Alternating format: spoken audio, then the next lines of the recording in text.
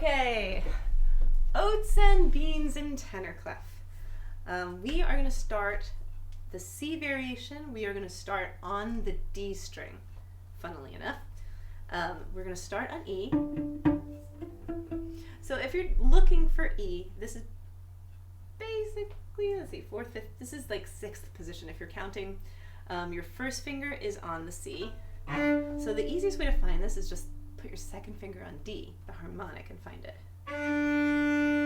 There's D. First finger reaches back for a whole step for C. And then third finger reaches forward a whole step for E. So I have C, D, E, all whole steps.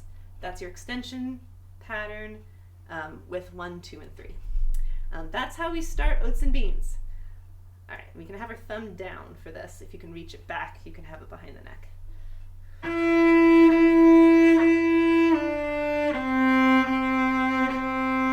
Now thumb comes up and we shift a half step.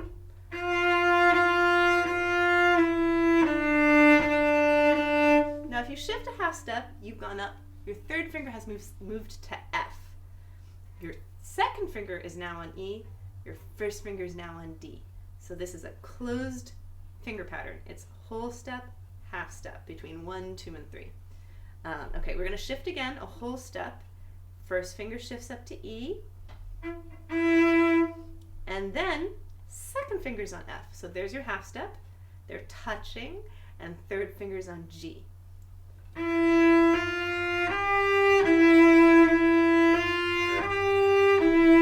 Whole step, back to D.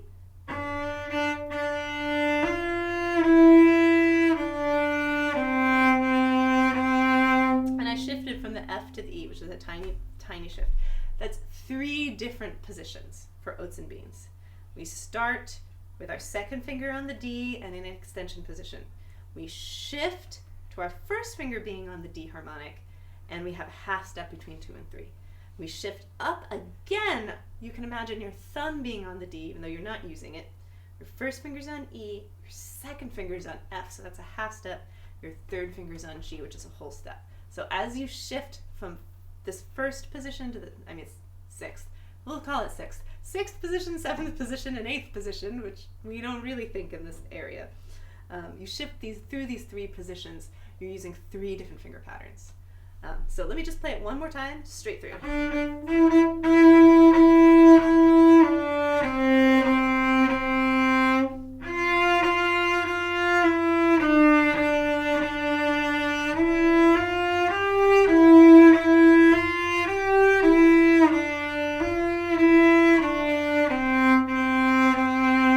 And you noticed as I shifted up from the first place where I am to the next position, my thumb came up because I couldn't keep it behind the neck any longer. So my thumb has to just sit up on top. It's not doing anything, but it creates that cave. That's so important. All right, the G variation. Similar. Second finger starts on A, that harmonic. So actually, it's more than similar. It's exactly the same thing you just played on the D string. You're going to play it on the A string now.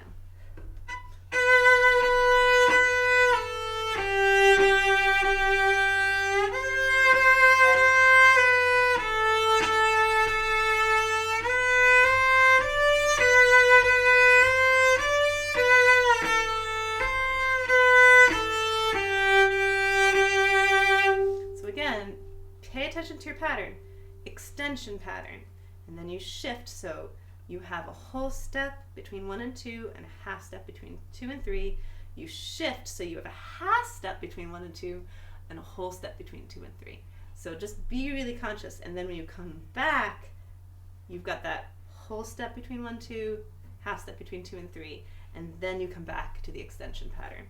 So you're moving through three patterns. It's not at all simple, right? Seems like a simple song. All right, here's the D variation. At least we're down, starting in third position. It's the same pattern progression here. Extension, second pattern, first pattern. So as I see it, first pattern, second pattern, extension. All right, let's try it.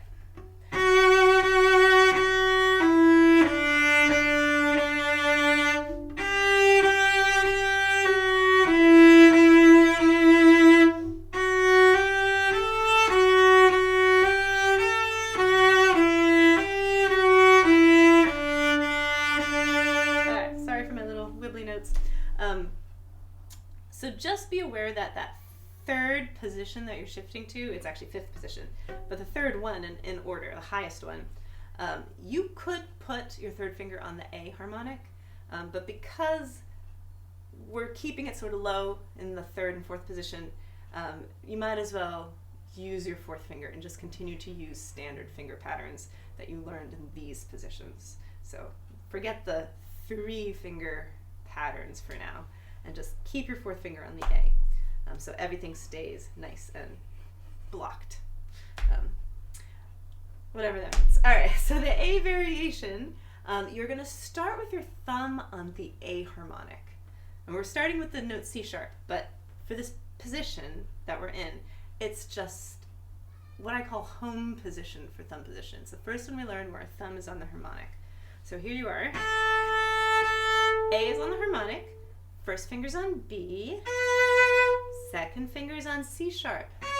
Because as we know, in thumb position, we do our fingers in order. We don't skip any, whether it's a whole step or a half step, doesn't matter. They're so small, we're just going to use our fingers in order when we play our notes in order.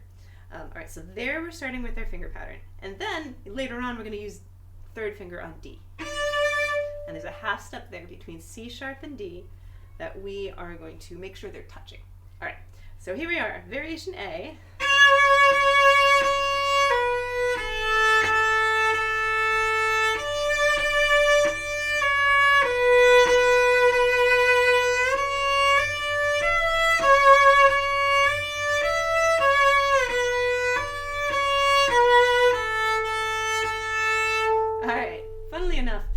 The last line specifies that we do that top E. Oh, yes, there's a shift. But the highest note is a harmonic. Actually, I think that's harder. But so here we are. We didn't shift twice. We didn't play in 3 positions. We only played in 2 because we're using our thumb. So here we are. We start at the beginning, home position for thumb position. We put our third finger down instead of shifting. We can now just add another finger, right? But if you think about it, you're still using the same spaces. Fingers 1, 2, and 3 are outlining second pattern.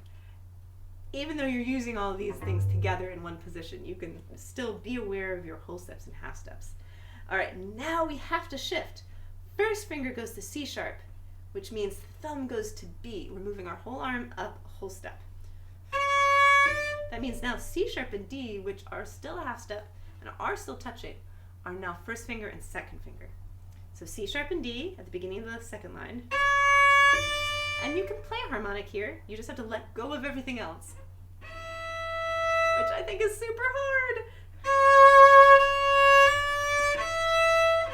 So I would suggest don't when you're playing the song, because to take all your fingers off and put them back on right where they go, I think is really difficult.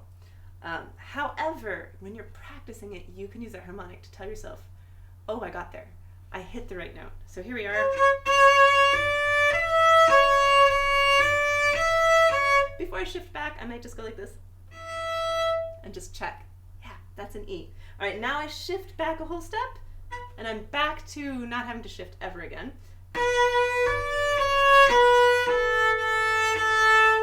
Because my thumb is now back on A.